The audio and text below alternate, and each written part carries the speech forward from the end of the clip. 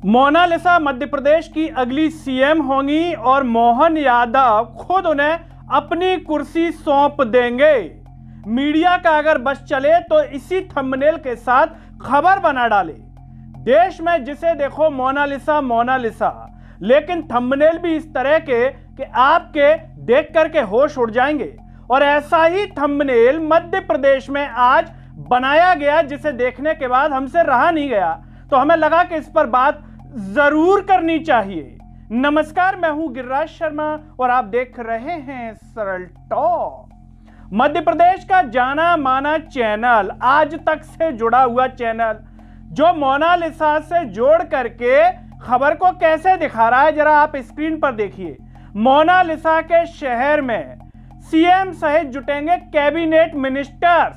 Mona Lisa का शहर, दोस्तों क्या आप इस थंबनेल को पचा पा रहे हैं? महेश्वर इतना अच्छा, इतना बड़ा शहर है जिसका अपने आप में एक धार्मिक महत्व है, ऐतिहासिक महत्व है।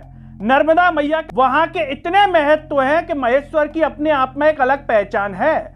लेकिन ये चैनल कह रहा है मोनालिसा का शहर, और वहां पर सीएम जुटेंगे, कैबिनेट की मीटिंग होगी, मतलब और कोई टाइटल उन्हें मिला ही नहीं, शहर हो गया मोनालिसा का। इसीलिए हमने शुरुआत में कहा कि इन चैनलों का बस नहीं है, वरना वो ये तक कह डाले कि मोनालिसा बनेंगी अगली सीएम।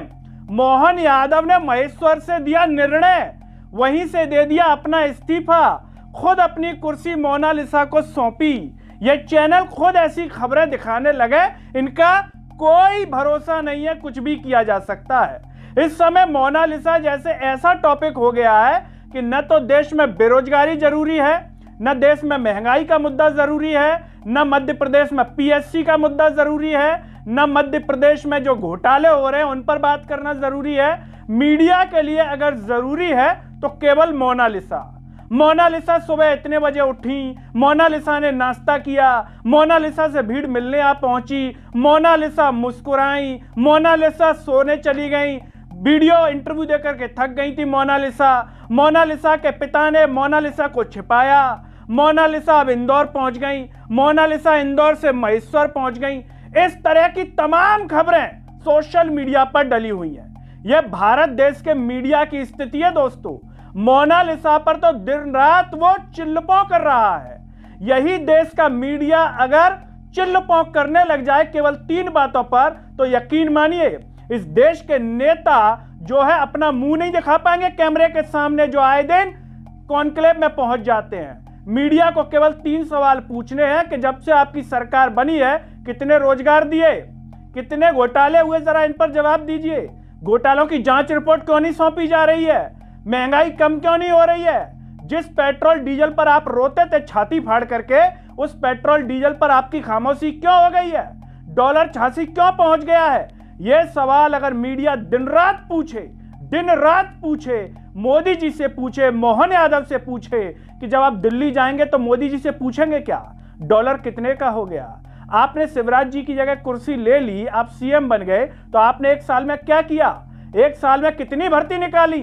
एमपीपीएससी में इंटरव्यू के घोटाले की खबर सामने आ रही है, क्या किया आपने?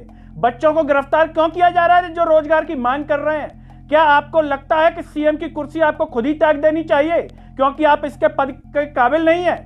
अगर इस सब तरह के सवाल मीडिया पूछे तो भारत की गरिमा और भारत का गौरव बचा रहेगा। लेकिन देश की दुर्दशा है कि भारत के मीडिया ने देश का सिर शर्म से झुका दिया है, उसे कुछ नहीं मिलता। अब वो अपनी भड़ास निकालना चाहता है। नेताओं से तो सवाल पूछ नहीं सकता, क्योंकि नेताओं से सवाल पूछेगा तो पता चला कि कोई इन्हें इंटरव्यू ही ना दे। इंटरव्यू ही शर्त पर दिया जाता है कि आप कुछ पूछेंगे नहीं, पहले से ही सेटिंग कर लेगी। आज हमने कई कार्यक्रमों में डिबेट बंद कर दी, हम डिबेट नहीं करते, पहले करते थे। क्यों? इसका कारण बता देते हैं। क्योंकि जैसे ही हमसे विषय पूछते थे, बीजेपी वाले जो प्रवक्ता होते थे वो फोन नहीं उठाते थे, कार्यक्रम में नहीं आते थे, जबकि हम कोई बहुत बड़े चैनल नहीं है, लेकिन सच की आवाज से हर कोई दूर भागता है। हम इतने छोटे स्तर पर हैं, उसके बावजूद सामने नहीं आते थे। तो जरा सोचिए कि बड़े चैनल अगर मुद्दों की बात करेंगे तो कहां से आ जाएंगे? इसीलिए हमें डिबेट बंद करनी पड़ी थी। कांग्रेस विपक्ष में तो आ जाती है, कल को वो भी सत्ता में आ जाएगी तो वो भी नहीं आएंगे। क्यों? क्योंकि सच्चाई से दूर भागते हैं दोस्तों नेता। इसीलिए अब इस मीडिया को क्या चाहिए? मुंह से कुछ तो बोलना है दिन रात, एंकर को खड़े होके, पत्रकार को खड़े होके, तो बोल रहे हैं मोनालिसा मोनालिसा मोनालिसा। इस पर मुद्दे की बात नहीं कर रहे हैं कि मुद्दा क्या है। मोनालिसा को माला बेचनी पड़ रही है तो क्यों बेचनी पड़ रही है? मोनालिसा क्यों नहीं पढ़ पाई आगे? मोनालिसा के ऐसे क्या कारण थे कि उन्होंने शिक्षा हासिल नहीं कर पाई? इसके पीछे मीडिया रिपोर्टिंग नहीं करेगा। कौन सी सरकार जिम्मेदार थी इसके लिए? कांग्रेस की, बीजेपी की, आम आदमी पार्टी की? इस पर रिपोर्टिंग नहीं दिखेगी मोनालिसा को लेकर के मीडिया की। क्यों? उन्हें तो केवल क्या दिखाना है, मोनालिसा की आंखें ऐसी, मोनालिसा का चेहरा ऐसा, मोनालिसा का चेहरा वैसा। इस पर बात करेंगे, इसको लेकर के नहीं कि मोनालिसा की स्थिति रोजगार को लेकर के क्या है। क्यों रोजगार की ऐसी स्थिति होगी कि मोनालिसा को इंदौर से इतनी दूर जाना पड़ा? क्या इंदौर और महेश्वर में रोजगार के इतने साधन नहीं थे? इस पर बात नहीं होगी, क्योंकि ये मुद्दों की बात हो जाएगी। और मुद्दों की बात हो जाएगी तो क्या होगा, नेताजी का फोन आ जाएगा चैनल वालों के पास, बोले ज्यादा टिमटिम कर रहे हो क्या, चलवाएं क्या चैनल या बंद करवाएं? तो कहेंगे नहीं नहीं सॉरी सर, हम मोनालिसा को ही दिखाएंगे ना दिन रात। इसीलिए हमने कहा दोस्तों, आप स्क्रीन पर भी देखिए, थंबनेल के देखिए किस किस तरह के थंबनेल डाले गए हैं तमाम चैनलों के द्वारा मोनालिसा को लेकर के। बहरहाल दोस्तों, आपको क्या लगता है कि मीडिया निकट समय में भी दिखा सकती है कि मोनालिसा बनेंगी अगली महिला मुख्यमंत्री मध्य प्रदेश की? मोनालिसा को लेकर के मोहन यादव ने दिया इशारा, मोहन यादव ने किया संकेत कि मोनालिसा नारी सशक्तिकरण को लेकर के आगे मुहिम चलाएंगी और बनेंगी भाजपा पार्टी से सीएम या फलानी पार्टी से सीएम। हो सकता है दोस्तों।